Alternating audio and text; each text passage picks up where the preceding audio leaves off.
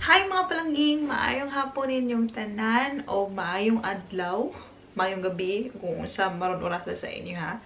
So today, ganahan ko mag-share sa inyo ha og ako ang pregnancy must-have or pregnancy kung sa'yo tawag like favorite at the moment kay for those of you who don't know, I am soon to be mama and I am now on my second trimester, which is 26 weeks. So that means we are now fully sa atong 6 months. And if wala pa mo nakakita sa akong video unsa gender sa ato ang baby puhon, baby patacha, akong i-link ang somewhere diri sa card ang video so that you will see. So today, because kani akong gilam diri appealing sa atong pregnancy favorites, gusto ko mag sugod sa skincare. So, at the moment, pag nasa second trimester na ka is ang imuhang drive sa imong sarili is mas more confident ka and then ganahan ka mangarte. I don't know if that works sa ubang pregnancy or sa ubang pregnant woman, but sa ko maoy ka na murag mas in short dili na ko tapulan. So, magsugod lang ko sa face. So, sa face na ko, I'm not pa jud. Okay, dili ko anang type sa person nga nagahilamos ko inikabuntag or mahilamos ko nagabi usa kasi very rare na may tabo sa ko. But if maligo ko, naga-facial wash ko. So, akong facial wash nga gigamit at the moment. And then, favorite na ko siya is kaning sa Simple. Sorry, bidyaot na siya mapalangin kaya ako siyang gi-press o taman ba. But, this is how it looks like kung puno ang sudalan. So, kaning sa Simple. Nakabutang diri is kind to skin siya. 100% soap free. So, dili siya halang sa mata and dili siya kayo isog para sa imuhang skin.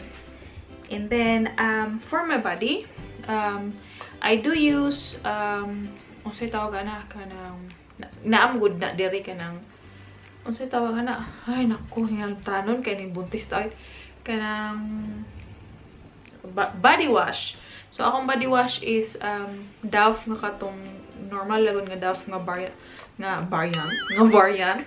But if dili ko satisfied magud sa body wash, so mas prefer na tong the usual way, traditional way nga kailangan magsabon. And you know nga ganahan ko og Dove nga katong blue nga variant, but na ako bagong na discover nga variant nga na siya shea butter, I don't know kung saan yung pagbasa. But kani siya kaning na Dove nga with shea butter, and then kani siya, ganahan ako kay na vanilla, and then at the same time, dili siya dry sa skin after nimo maligo. So, mao nang ganahan ko ani niya. Ay pasensya na mo kung namo indungog nga gasibog-sibog kalikuran akong bana na sa attic na ay ka trabaho siya. So, gasig-sibog yun.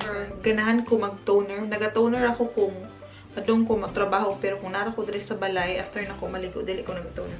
But if mag-toner ko, na-mention ako last time sa akong video nga stop na nako itong akong toner nga pang pimples because nabasa na ko online nga anything nga for pimples nga magpa-stop and then you're pregnant, na siya yung mga hard nga chemicals. So, ang ako na lang gipadayon is kaning ako ang Body Shop nga vitamin E. Kani siya.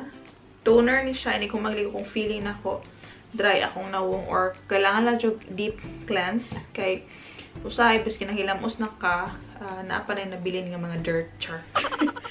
And then, ako ang unsay tawag na night cream. Using this vitamin E nga night cream sa Body Shop. And then, 2 weeks na nako ni siya straight jud nga ginagamit. And so far, okayhan man ko niya kay, like I said, humok akong feeling sa nawong, or I don't know, sa pregnancy ba ni nga murag soft ako ang nawong. But for night cream man ako sa body lotion and body oil. Ang ako ang ginagamit, mag-thank you rin ko sa mga tao nga I do get a lot of compliment about my belly and my skin. nga no daw walay stretch mark and sinaw daw. So, ako lang i-share sa inyo ha, ang ako ang ginagamit nga. For the body lotion, like tibuok lawas, kani nga variant sa Nivea ako ang ginagamit. Kaning blue. And then, specific nga kung gusto ko nga kanang humot, ang ako ang lotion. Nagagamit ko aning, sa una is body butter ni siya, pero nasa lang variant sa body yogurt. I love moringa, humot kayo ni Maplang. So, kaning sa body shop nga body yogurt, baho ani is moringa. So, kamunggay ba, pero humot. Kung gusto ko extra nga humot kay, at the moment na okay naman ako ang pang-amoy bitaw, sa una ludon ko na scent. So, kung gusto ko extra nga humot ko after shower, then nagabutan ko ni.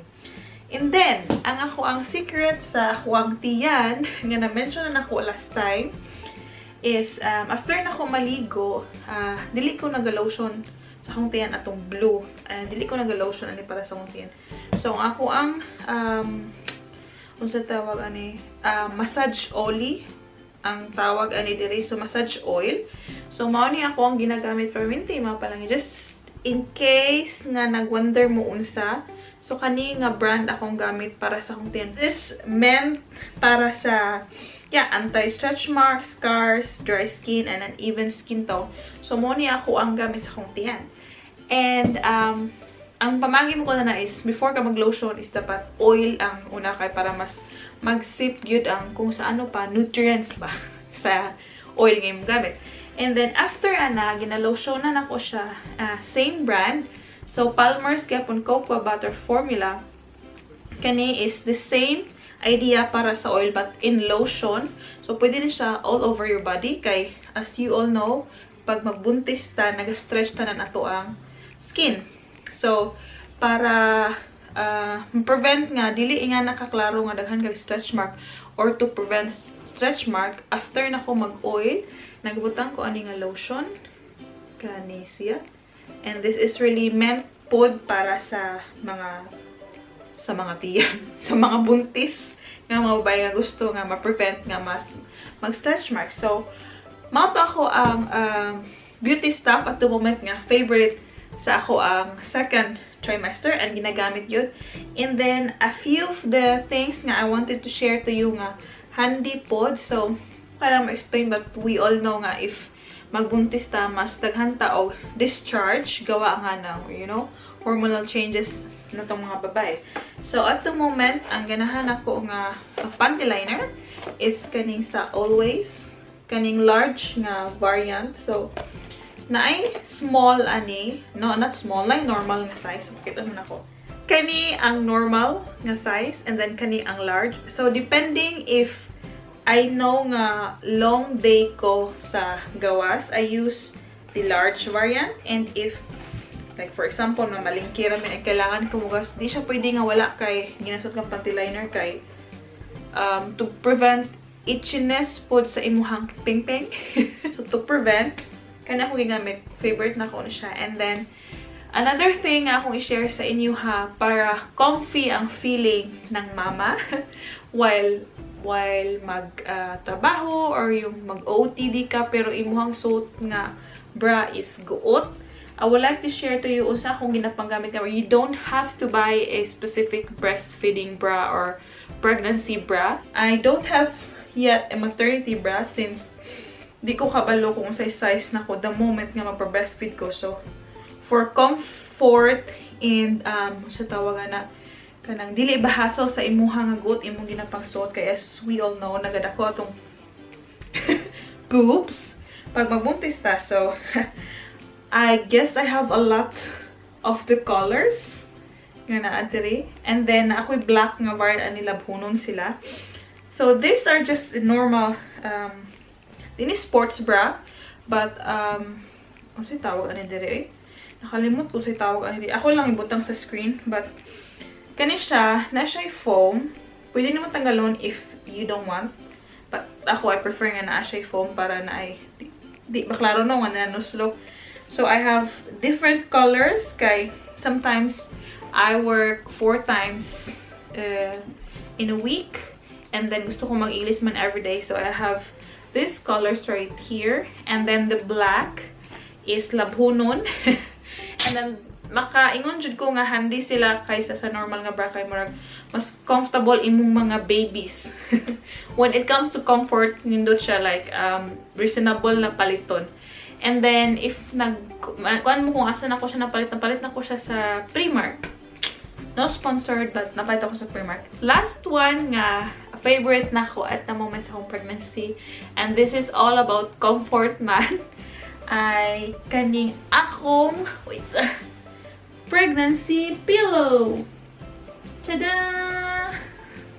So kani siya mapalangging if ever sakit kayo inyong likod during the pregnancy, then this is handy. But kani siya akong ginagamit since pura buyag di man sakit akong likod at the moment sa akong pregnancy. Ginagamit ra na ako na siya sort nga murag huggable pillow ba, like comfort nga. So favorite na ako ni siya at the moment, and then gamit na ko siya bisag magguot mi sa bed. So kung bana kay ginapag-siksikan jud ako na gusto na ko siya gamiton.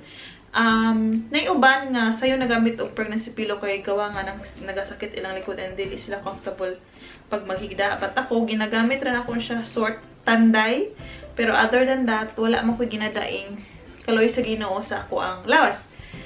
So I guess mora ni ako ang pregnancy favorite nga akong i-share sa inyo ha at the moment. Hope ganahan mo ano yung video, and I hope nakakaton mo gamay and dalipay mo sa akong na-share sa inyo ha. And thank you so much sa mga naghatag og compliment sa akong baby bump, sa akong tiyan nga butiti. Og daghang kay salamat mga palangging. I hope makita-kita ta sa akong sunod nga video. And ayaw kalimot nga mag-subscribe. And if kanan mo nga video, ayaw kalimot nga mag-like. Bye mga palangging! Daghang salamat!